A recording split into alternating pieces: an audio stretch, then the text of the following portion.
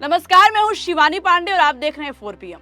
दोस्तों, ममता बनर्जी ने बड़ा दांव चलते हुए भाजपा में सेंध लगा दिया है। पहले तो भाजपा ने शुभेंदु अधिकारी को ममता के खिलाफ उतारा, लेकिन उसके बाद ममता ने दांव चलते हुए शुभेंदु अधिकारी के राइट हैंड माने जाने वाले पवित्रकर को पहले तो घर वापसी कराई और उसके बाद अब शुभेंदु अधिकारी के खिलाफ उतार कर पूरी बाजी पलट दी है। तो कैसे शुभेंदु अधिकारी के लिए पवित्रकर काल बनकर सामने आए, इस पर बातचीत करेंगे। बातचीत करने के लिए हमारे साथ आकांक्षा मौजूद है।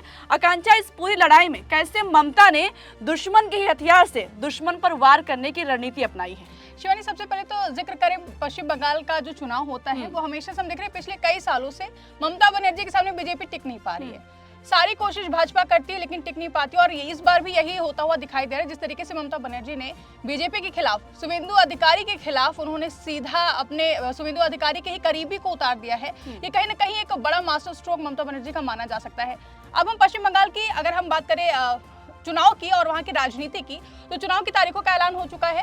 23 अप्रैल को होगा पहले चरण का मतदान होंगे और 29 अप्रैल को दूसरे चरण के मतदान होंगे। उससे पहले ममता बनर्जी ने अपनी सभी सीटों पर उम्मीदवार उतार दिए हैं। उम्मीदवार उतारने के दौरान पे सबसे पहले भाजपा ने जो चाल चली थी, कह सकते हैं, या फिर रणनीति जो चली थी, वो ये सोचा था कि हम शुभेंदु अधिकारी को ममता बनर्जी के खिलाफ उतारेंगे तो फिर ममता बनर्जी को टक्कर दे सकेंगे।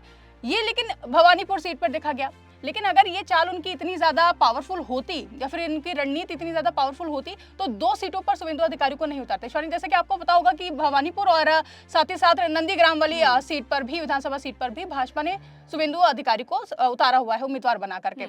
आपको अगर याद हो तो पिछले चुनाव में नंदीग्राम वाली सीट पर ममता बनर्जी और शुभेंदु अधिकारी ने चुनाव लड़ा था, जहां पर भाजपा को जीत मिली थी। शुभेंदु अधिकारी ने ममता बनर्जी को वहां से हरा दिया था। लेकिन इस बारी क्या हुआ है कि ममता बनर्जी भवानीपुर से अपना जब चुनाव लड़ी विधानसभा का, तो वहां पर तो उतारा ही है शुभेंदु अधिकारी को, लेकिन उन्होंने नंदीग्राम में भी शुभेंदु अधिकारी को उम्मीदवार के तौर पर उतार दिया है। अगर भाजपा को डर नहीं होता हार का तो वो 2 जगह पे क्यों उतारते? और अगर ममता बनर्जी से ही सिर्फ उनसे ही अगर टक्कर होती तो सिर्फ ममता बनर्जी के खिलाफ उतारते, वहां पर क्यों नहीं?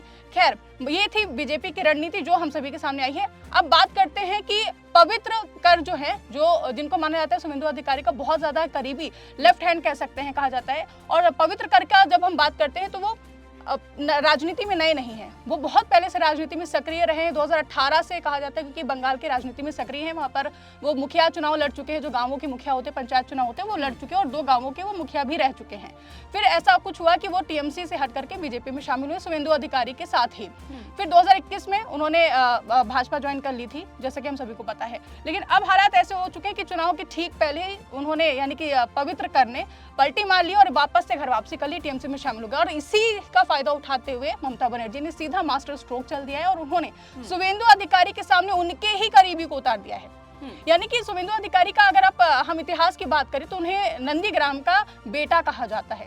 ये वहाँ पे उनका काफी ज्यादा कह सकते हैं कि काफी ज्यादा उनकी अच्छी पकड़ है, लोग उनको बहुत ज्यादा मानते हैं। अगर बेटा कहा जाता है तो समझ सकते हैं कि कितनी अच्छी उनकी पकड़ होगी जनता के बीच में। आज सत्ता की आंखों में आंख डालकर पत्रकारिता करना मुश्किल हो गया है। हम पर मुकदमों से लेकर चैनल को बंद करने का दबाव बनाया जा रहा है। मुश्किल दौर है, लेकिन हम हार नहीं मानेंगे। इसलिए 4 PM को ज्यादा से ज्यादा ज्वाइन करें और स्वतंत्र पत्रकारिता को जिंदा रखने के लिए जितना हो सके हमारा आर्थिक सहयोग करें। उम्मीद है कि आपके सपोर्ट से ये जंग भी हम जीत जाएंगे। और ये भी कहा जाता है कि पवित्र कर जो है वो राजनीति में कुछ ज्यादा बातें करने में विश्वास नहीं रखते हैं। उनका मतलब होता है कि हम काम करके दिखाएं, और यही रणनीति वो अब तक बीजेपी में अपनाते थे। और शुभेंदु अधिकारी को पता है कि उनकी रणनीति क्या होती है, और यही कारण है कि जैसे कि शुभेंदु अधिकारी को पता है कि पवित्र कर की रणनीति क्या हो सकती है, वैसे ही पवित्र कर को पता है कि शुभेंदु अधिकारी की रणनीति क्या हो सकती है। अब शुभेंदु अधिकारी पूरी तरीके से हम कह सकते हैं दोनों सीटों पर घिर चुके हैं। एक तरफ ममता बनर्जी हैं, जो कि खुद में एक पावरफुल लेडी हैं। पश्चिम बंगाल की कमान पिछले कई सालों से वो संभाले हुई हैं। भाजपा कोशिश करती है लेकिन कहीं भी टिक नहीं पाती है। और पवित्र कर की अगर हम बात करें तो पवित्र कर भी अब, जैसे कि वो अब तक बीजेपी में उनकी मदद करते थे शुभेंदु अधिकारी की, तो ममता बनर्जी ने वही मास्टर स्ट्रोक चला है कि उनके सामने उनको उतार देंगे। कहीं ना कहीं पवित्र कर जो है वो उनके हर आइडियोलॉजी को समझते हैं, बीजेपी हो, शुभेंदु अधिकारी हो, क्योंकि उनके करीबी हैं। क्योंकि जब कोई करीबी किसी के साथ सालों से काम कर रहा हो, तो सोचिए 2021 से 2027 तक 2026 तक वो बीजेपी में थे, शुभेंदु अधिकारी के करीबी थे। अगर 5 साल उन्होंने उनके साथ बिताया है, 6 साल बिताया है, यानी कि 5 साल से वो शुभेंदु अधिकारी के साथ है और शुभेंदु अधिकारी की हर चाल, हर रणनीति को बखूबी जानते हैं और इसी का फायदा ममता बनर्जी उठा रही हैं। हमने देखा भी जो ममता बनर्जी की ओर से यानी कि टीएमसी की ओर से जो उम्मीदवारों की लिस्ट जारी की गई है उसमें अभी तक कोई भी मतभेद देखने को नहीं मिला है, लेकिन जो वीडियो निकलकर सामने आया हमने देखा है कि एक सीट है, नाम है अलीपुरद्वार सीट। वहां पर जब सीट शेयरिंग की बात आई है तो भाजपा ने अपने पुराने उम्मीदवारों को सीट नहीं दी है, टिकट नहीं दिया है, बल्कि जो टीएमसी से आकर नए नेता शामिल हुए हैं बीजेपी में उनको वो टिकट दिए गए, जिसके बाद काफी ज्यादा विरोध देखने को मिला है। वीडियो आप देख सकते हैं, वीडियो में कार्यकर्ता कुर्सी तोड़ रहे हैं, वो नाराजगी दिखा रहे हैं कि भाजपा ने हमें तवज्जो ही नहीं दी है, तवज्जो तो छोड़ो हमारी बात को भी अहमियत नहीं दी। इसके चलते प्रॉपर वीडियो सामने आई है निकल करके कि कार्यकर्ता बीजेपी के कार्यालय पहुंचते हैं, वहाँ पे कुर्सियां तोड़ते हैं, नाराजगी जाहिर करते हैं और यही कहते हैं कि भाजपा उन लोगों को ज्यादा वैल्यू दे रही है जो टीएमसी से आए हैं, जो नए लोग आए हैं। तो ये मतभेद भाजपा में एक तो पहले ही बड़ी टूट साफ तौर पर देखने को मिल रही है कि कैसे अंदर अंदर खाने नेता हैं, जो कार्यकर्ता हैं वो नाराज हैं। इस बीच जो इन्हीं का फायदा उठा करके ममता बनर्जी ने कहीं ना कहीं पवित्र कर को उतार दिया है शुभेंदु अधिकारी के सामने और ये कहीं ना कहीं आगे जाकर के बीजेपी के लिए बहुत ही ज्यादा बड़ी मुसीबत बन सकती है, चुनौती बन सकती है, क्योंकि एक तरफ हम देख रहे हैं कि अंदर खाने वो लोगों जो कार्यकर्ता हैं वो नाराज हैं, बड़ी टूट देखने को मिल रही है, क्योंकि पश्चिम बंगाल में वैसे भी बीजेपी उतनी ज्यादा मजबूत नहीं है जितनी टीएमसी है, जितने यानी कि टीएमसी एक तरह से हम देखें तो हमेशा से ही बीजेपी को टक्कर देने में हमेशा से सक्षम रही है, लेकिन भाजपा सारी कोशिश करती है। अमित शाह पहुंच जाते हैं वहां पे, बड़े बड़े ऐलान करते हैं, जब भी चुनाव आता है तो रोहिंग्यों की बात कर लेते हैं कि उनको निकालना है, यहाँ से निकालना, काफी रणनीति अपनाती है भाजपा, लेकिन कहीं पे भी उनकी दाल नहीं गल पाती है, क्योंकि ममता बनर्जी ऐसे ही मास्टर स्ट्रोक चलती हैं। जिस तरीके से उन्होंने पवित्र कर का मास्टर स्ट्रोक भी हम इसको मास्टर स्ट्रोक ही माना जाएगा कि उन्होंने किस तरीके से शुभेंदु अधिकारी के सामने ही उन्हीं के खास को उतार दिया है, उन्हीं के करीबी को उतार दिया है और कहीं ना कहीं सेंध लगाने की कोशिश की है बीजेपी के वोट बैंक में, जो कि पहले से ही काफी ज्यादा कमजोर माना जाता है पश्चिम बंगाल में। अब हम बात करते हैं ममता बनर्जी और शुभेंदु अधिकारी की। ममता बनर्जी पहले भले उस चुनाव में हार चुकी थी, लेकिन आज भी कमान किसके हाथ में हम सभी जानते हैं। ममता बनर्जी को एक सीट से हराना शायद बीजेपी के लिए बहुत बड़ी बात हो गई होगी, लेकिन उनके हाथ से कमान ले पाना आज भी बहुत ज्यादा मुश्किल है।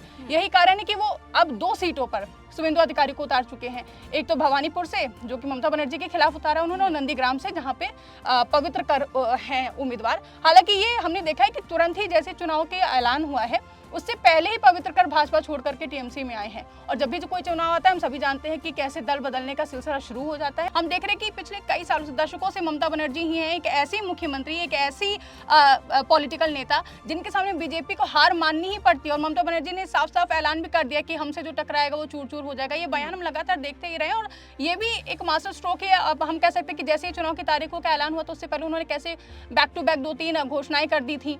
ये छोटी छोटी चालें हैं या फिर रणनीति बोल सकते हैं जो कि टीएमसी की है, ममता बनर्जी की है, लेकिन ये रणनीति है जो भाजपा पर भारी पड़ती है। उनमें से एक ये भी है कि उन्होंने कैसे पवित्र कर को शुभेंदु अधिकारी के सामने उतार दिया है, उन शुभेंदु अधिकारी के सामने जो उनके काफी ज्यादा खास हैं।